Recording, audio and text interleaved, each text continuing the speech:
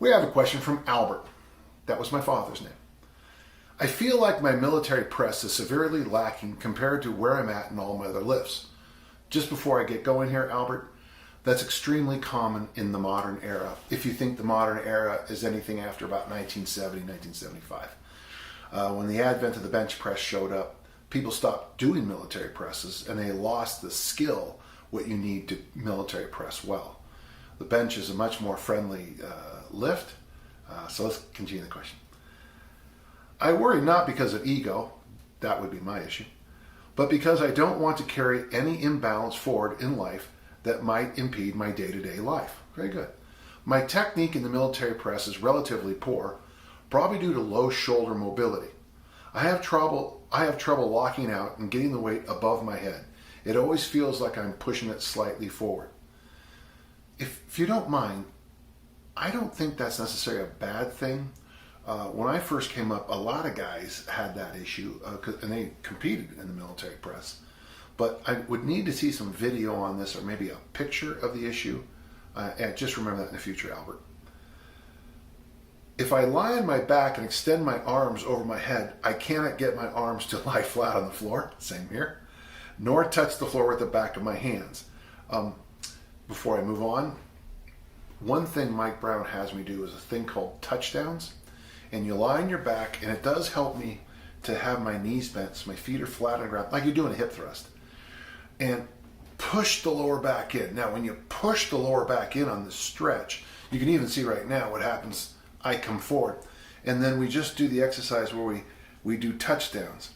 Now, what I've discovered is that pandiculation, that's the word Larry Draper taught me, is that when you pump through a movement, and Tim Anderson agrees with this, doing something like this over a few reps, and by pushing my lower back into the ground, I've been able to loosen up whatever that is back there, that tighten, that holds it up.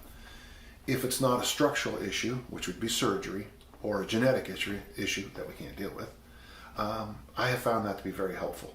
Not just the test that you're doing, but the actual movement called the touchdowns.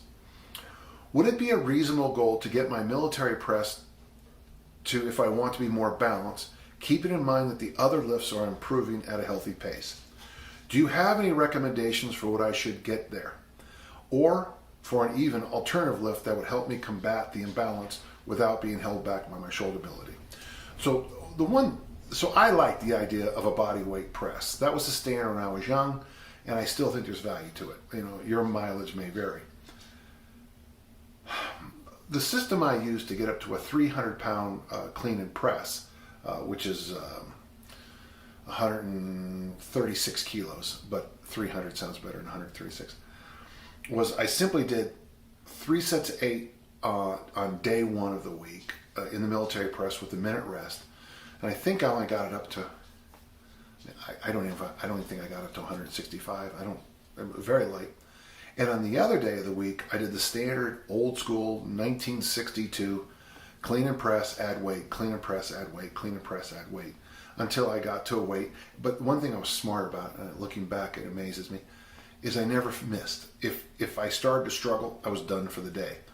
So I grooved in rep after rep after rep for, I don't know, a couple of weeks for a while, never missing, practicing the lift. But so that might be a program you want to consider. And it's pretty simple. The other thing is, I'm a big believer in the one-hand kettlebell press. That seems to get around most people's shoulder mobility issues without any problems at all. So, Albert, I hope that helped. I wouldn't mind if you saw a therapist of some kind for the shoulder issues. It might be something as a massage. It might be something as some prehab or rehab. But let's take care of the structural issues at the same time we're trying to get stronger. I like where your head's at.